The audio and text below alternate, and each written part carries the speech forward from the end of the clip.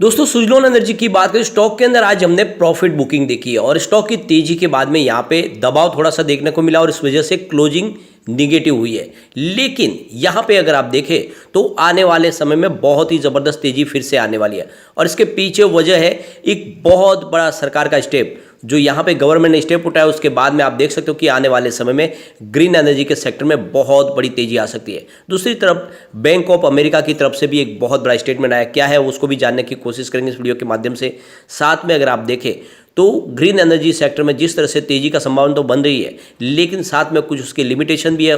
क्या है लिमिटेशन उसको भी जानने की कोशिश करेंगे और क्या इस समय हमें सुजलोन एनर्जी में इन्वेस्टमेंट करना चाहिए। सबसे अच्छी बात ये रही कि इसकी जो क्लोजिंग है वो 2 डिजिट में रही है, यानी आने वाले समय फिर से तेजी की संभावना बन सकती है। तो इन सारी बातों को जानेंगे इस वीडियो के माध्यम से। सबसे पहले अगर हम आज के ट्रेडिंग को डिस्कस करें तो आप देख सकते हो कि स्टॉक की शुरुआत 10.35 पर हुई, यानी पॉजिटिव शुरुआत हुई, लेकिन जो लो बना वो 10.05 का है और हाई दिन का 10.45 का है और क्लोजिंग अंत में 10.10 पर ही, जहाँ पे 1.46% की हमने गिरावट देखी है।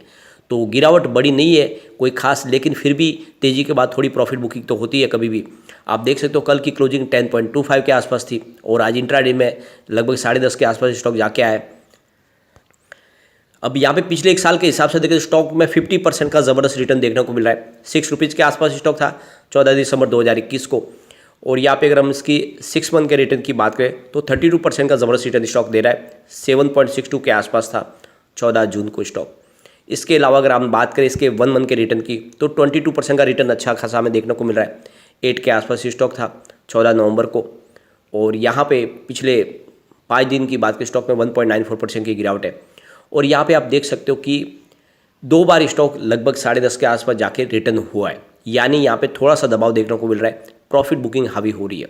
यहाँ पे आप देख सकते हो कि इस महीने की शुरुआत को 1 दिसंबर को स्टॉक की 9.50 की हाई बनी थी और उसके बाद में देखें तो स्टॉक में हमने कुछ पॉजिटिव माहौल बनना शुरू हुआ, इसका देख सकते हो आप।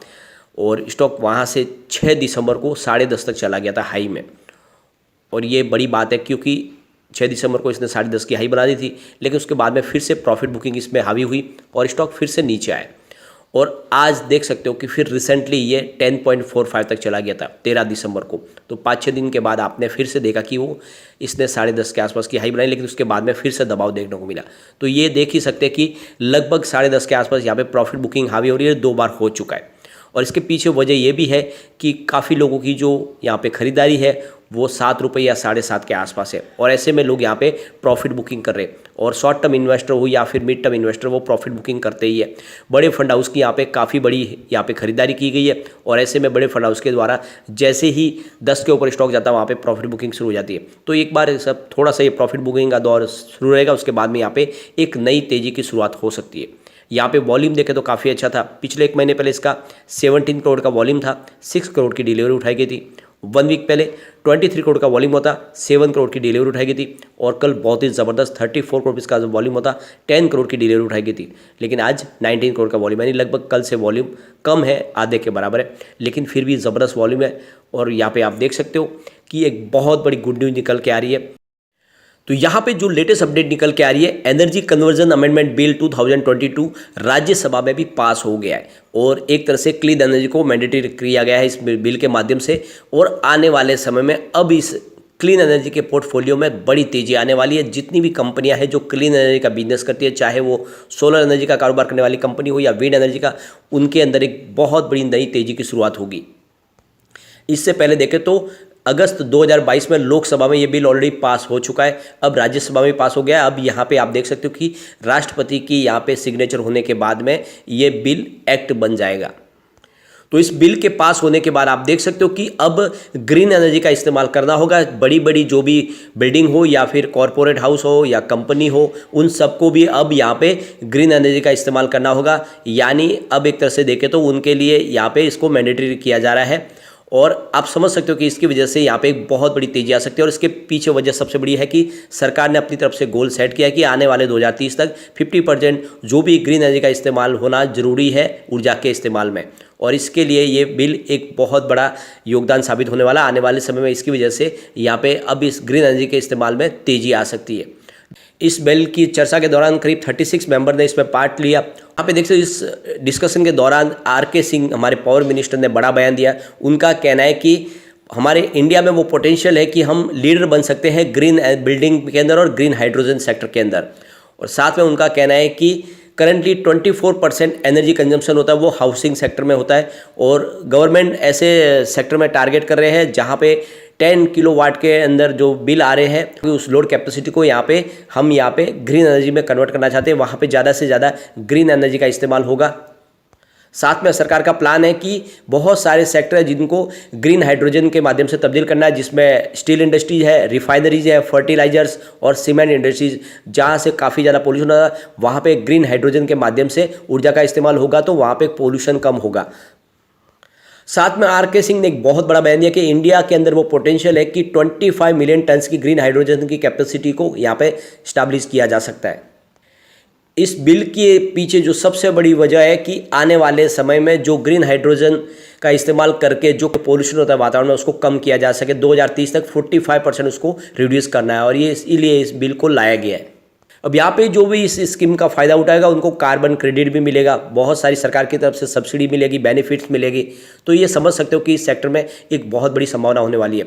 साथ में अगर आप देखें तो यहाँ पे इस बिल के चर्चा के दौरान जो हमारे मंत्री है राजकुमार सिंह, उनका कहना है कि ग्रीन एनर्जी के सेक्टर में इंडिया ने जो उपलब्धि हासिल की है उसके लिए हमें एक अपने आप पे गर्व महसूस हो रहा है कि हमने वो कर दिखाया जो बड़ी बड़ी देश की अर्थव्यवस्था है और जो विकसित देश भी नहीं कर पाए।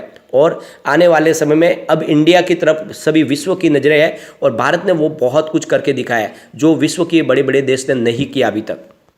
इस बिल में कहा गया है कि ऊर्जा के इस्तेमाल करने के लिए हरित हाइड्रोजन यानी green hydrogen, green ammonia, biomass और इथेनॉल का इस्तेमाल करना होगा। यहाँ पे बैंक ऑफ अमेरिका की तरफ से भी बहुत बड़ा स्टेटमेंट निकल के आया है। उनका कहना है कि फाइनेंशियल ईयर 2023 में ग्रीन एनर्जी के सेक्टर में करीब $10 बिलियन का नया निवेश आ सकता है इंडिया में, यानी आने वाले समय में काफ़ी ज़्यादा यहाँ पे इन्वेस्टमेंट आएगा। विश्व के काफ़ी देश है जो इंडिया में इन्वेस्टमेंट करना चाहते हैं। तो यहाँ पे आप देख सकते हो बैंक ऑफ अमेरिका के जो कंट्री हेड है काकू नकाते, उनका कहना है कि ग्रीन एनर्जी सेक्टर में काफ़ी ज़्यादा इन्वेस्टमेंट आने वाला है, जिसमें specially electric vehicles, green hydrogen के लिए काफ़ी ज़्यादा निवेश आ सकता है और इंडिया में आने वाले समय और भी निवेश तेज़ी से आना शुरू होगा। अभी इंडियन गवर्नमेंट की तरफ से भी जिस तरह से यहाँ पे कोशिश की जा रही है उसके नतीजा है कि रिन्यूएबल एनर्जी सेक्टर में काफ़ी ज़्यादा इन्वेस्टमेंट आ रहा है और आने वाले समय इसमें और तेज़ी आने वाली है। तो कुल मिला के आप देख सकते हो कि बहुत ज़बरदस्त गुड न्यूज़ निकल के आ रही है। जल्दी ही इंडिया में बहुत सारा इन्वेस्टमेंट वर्ल्ड की कंट्रियाँ करेगी और ऐसे में इंडिया अपने गोल को जल्दी अचीव कर सकता है।